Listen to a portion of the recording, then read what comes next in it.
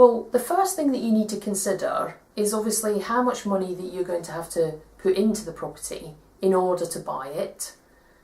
But if you're looking to make a profit from each month, then you need to consider what the ongoing costs are.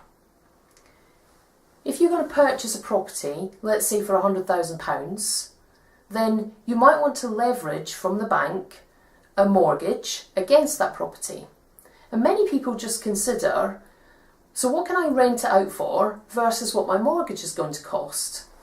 Let's say the mortgage is going to cost you £300 a month and it will rent for £550 a month. For some people, they consider that's them making £250 a month.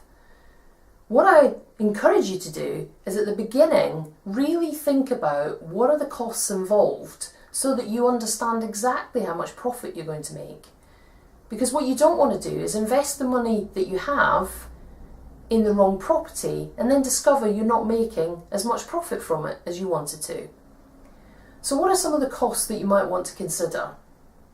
You obviously want to consider the overall cost of the property so that you know what mortgage value that you're going to have and that you're going to have enough money from your rental income in order to pay that mortgage.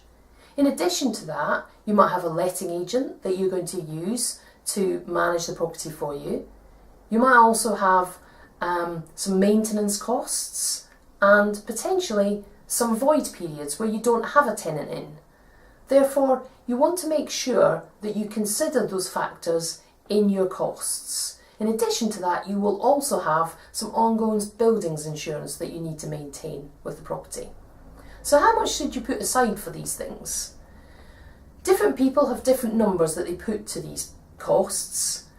But if you take your mortgage and perhaps say £20 a month for insurance, and then in addition to that, take around about 10% cost for a letting agency.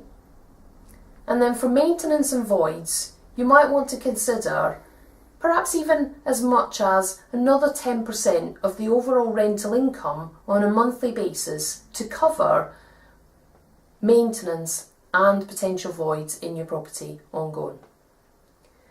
That way you can look at how much profit you might actually make from a property and really understand whether it's a good investment for you to choose that property.